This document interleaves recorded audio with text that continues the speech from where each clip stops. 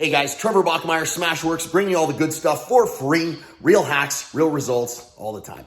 So today I'm going to be talking about squatting and how to warm up for a squat properly.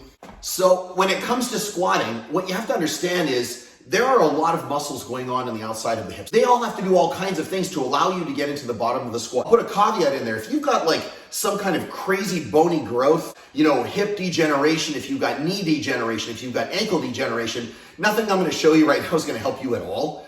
So when you have a tissue restriction or limited tissue functionality, what's going to happen is you're not going to be able to get into the bottom of a squat without there being two things, pain and restriction, even do it. And number two is your brain's going to think how you're doing your squat all restricted is normal. So it's going to play safety and it's going to constantly get in your way and keep you from squatting and cause the pain, cause the restriction, and actually reinforce it. So every time you squat, you're actually telling your brain, yeah, I can't squat. So I'm going to change that for you right now. We're going to get into a wide stance, toes forward. So I don't need you to go into the splits or anything. This is fine. I'm probably at about 90 degrees, at the groin here, right?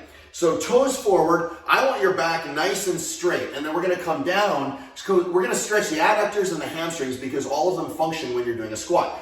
What I'm trying to do is actively squeeze my butt and my quads on the way down. And then I'm going to hang out in this position for 2 minutes, about shoulder width apart. I don't care where your toes are. I just care that your feet are flat. Your feet have to stay flat for this drill.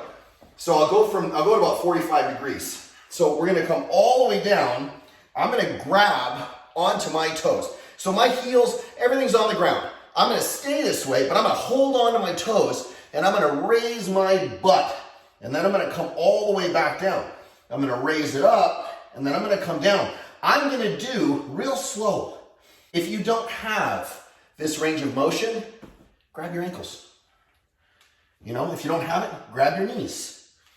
There's a lot of variation to this. That's number two. Number three is what I call a squat wall sweep, right? So I'm already in the bottom of a squat. I'm going to grab one foot and I'm going to take this hand and I'm going to put it all the way on the wall and I'm going to try and take the opposite shoulder and touch it to the wall. And I'm going to hang out in this position for 2 minutes. And then I'm going to come down and I'm going to do the same thing on the opposite side. And I'm going to, again, take this shoulder and try and bring it to the wall. And that's it. That is number three.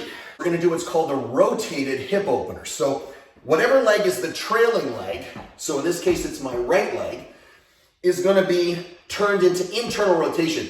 Internal rotation at the hip means I'm turning the foot out. So I'm going to take the floor so I don't have to load any tissue. I'm just going to hold the floor. I'm going to kick my leg out. So now I'm loading the iliopsoas complex. I'm going to squeeze my butt. So I'm not arching my back. I'm going to squeeze my butt as hard as I can and push this hip open right at this area. It needs to go forward. So I'm going to hold that. I'm going to take my hands out like this. I'm going to turn about 5-10 degrees and then I'm going to bend. And I'm going to feel that load up in here. I'm going to stay like this for 2 minutes. Guess what? Same thing on the other side. Hold my hands like this, and then I'm going to rotate my elbows like I'm going to bump a volley, resting on the box. Elbows just past the box, the edge of the box.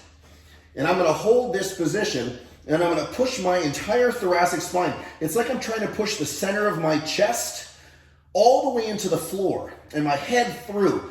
And I'm going to stay in this position, you guessed it, for 2 minutes. You do those 5 things before you squat, you're going to find your hips, your thoracic spine, your shoulders, everything's moving the way it's supposed to. You will squat deeper, more power, no pain, and just more fun squatting. Hey, listen, I'm Trev, SmashweRx, bringing all the good stuff.